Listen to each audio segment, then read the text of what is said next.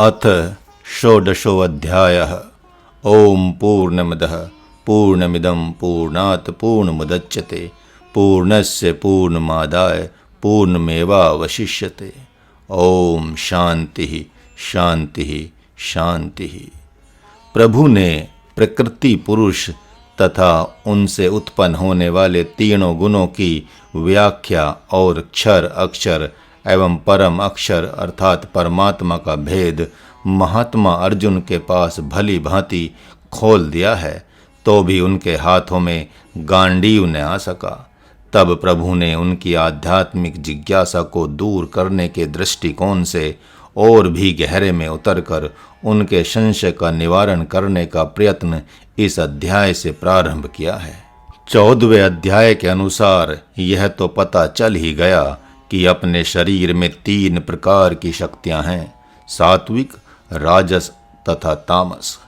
इनमें से जब 2 शक्तियां राजस एवं तामस एक साथ मिलती हैं तो संशय, भ्रम आदि दोष उत्पन्न हो जाते हैं।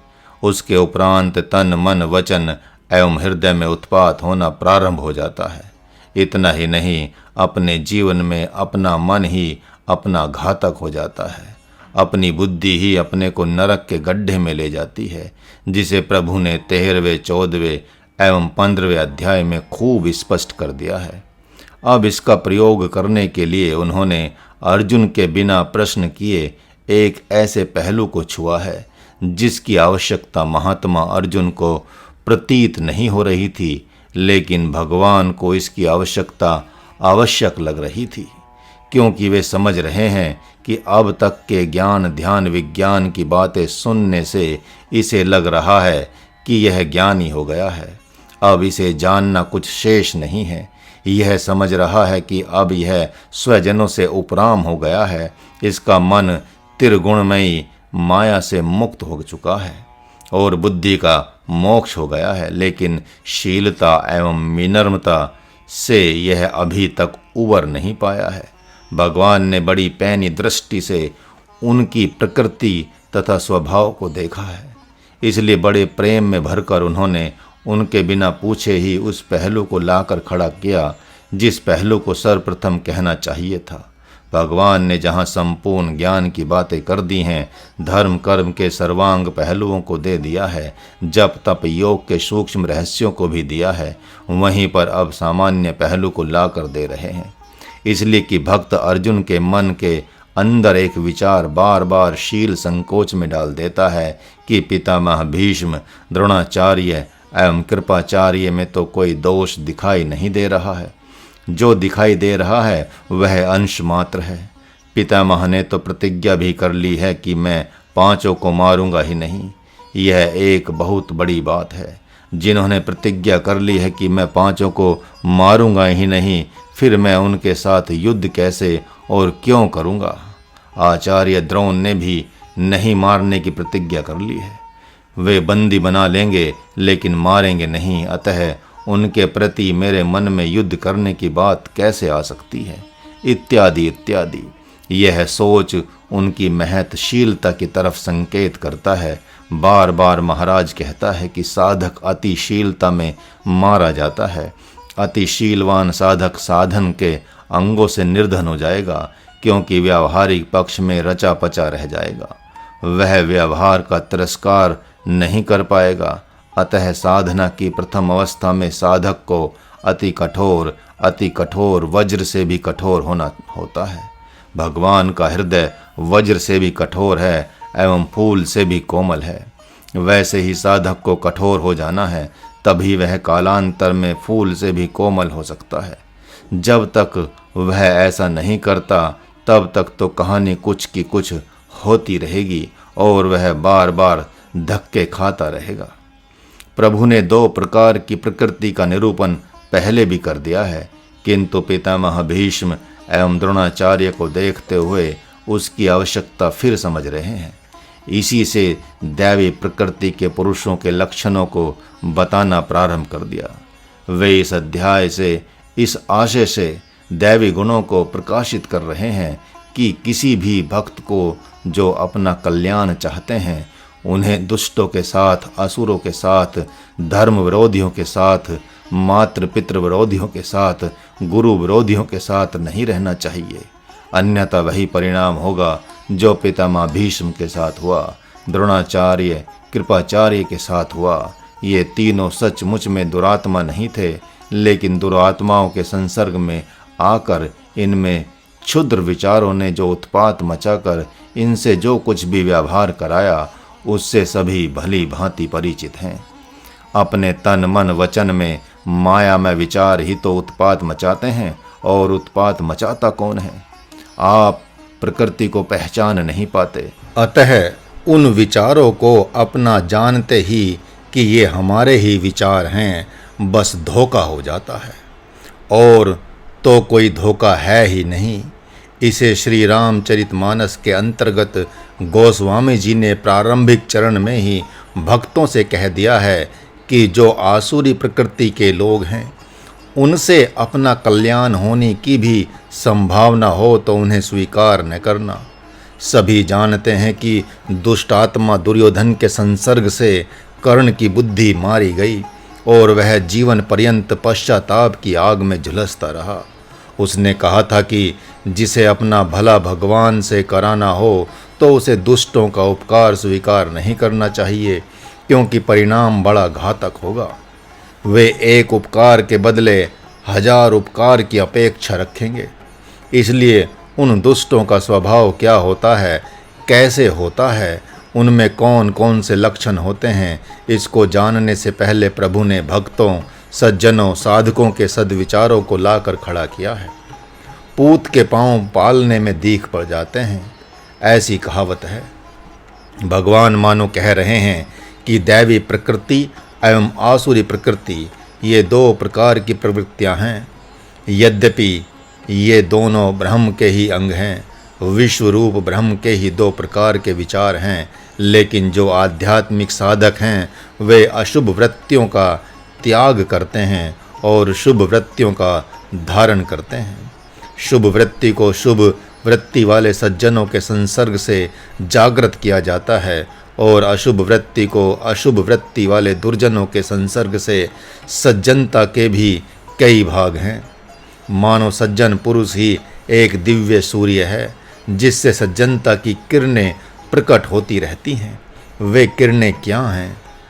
हे भारत, अभयता, चित्त की पूर्ण निर्मलता, ध्यान योग में निरंतरता, आध्यात्मिक एवं भौतिक दान देने का स्वभाव, इंद्रियों का दमन, अपने से पूज्य जनों का पूजन एवं छोटों को प्यार तथा अग्निहोत्र आदि का संपादन रूप यज्ञ करना, सतशास्त्रों का पठन पाठन एवं चिंतन करना, अपने साधन पथ में आई हुई प्रतिकूलताओं को सहन करना, तप और अंतःकरण की सरलता, आर्जवम, ठीक इसी प्रकार अहिंसा, सत्य बोलना, अपने स्वार्थ के लिए क्रोध न करना अर्थात अक्रोध, मैं करता हूँ इस भाव का अभाव अर्थात अकर्तापना, सम शांत बना रहना, किसी की चुगली निंदा न करना, संपूर्ण प्राणियों के प्रति दया, कोमलता, अलोलुपता अर्थात विषय सामने आने पर भी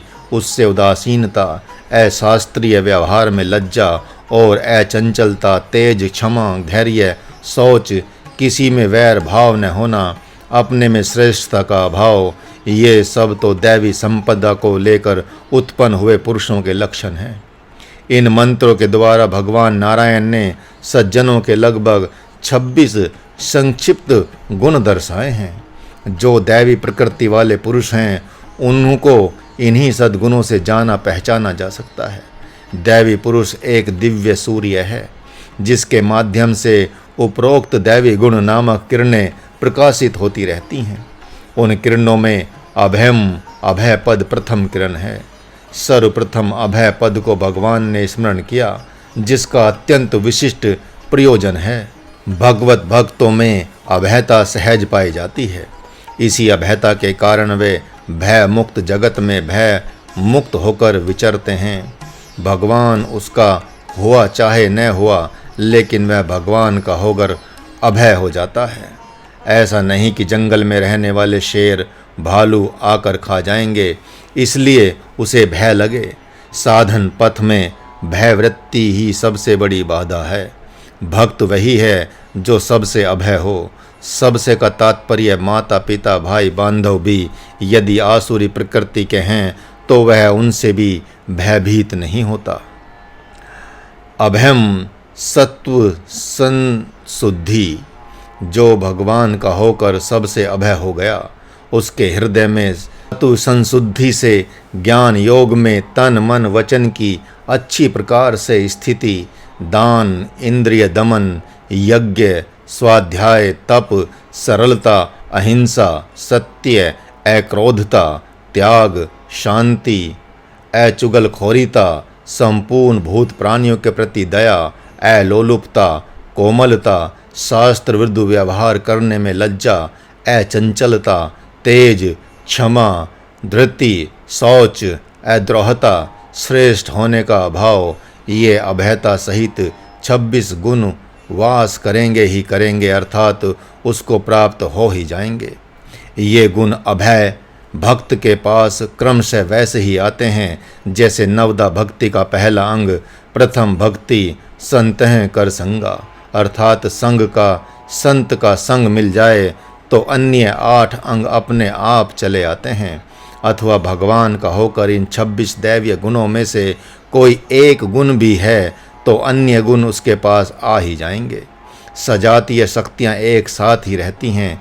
जैसे ज्ञान योग की 60 संपत्ति यानी 6 अंगों में से पहला अंग शम आ जाए तो अन्य को आना ही आना है। जो भगवत भक्त हैं उनके हृदय में एकमात्र भगवान को पाने की ही कामना रहती है। यद्यपि वे विषयी पुरुषों के साथ रहते हैं, लेकिन विषयता अपनी तरफ उनके चित्त को आकर्षित नहीं कर पाती। जैसे कटीली झाड़ियों में यदि फूल का पौधा है तो उसमें से फूल ही खिलेगा, उसमें से कांटे नहीं उगेंगे। यही उनके हृदय की शुद्धि का प्रमाण है।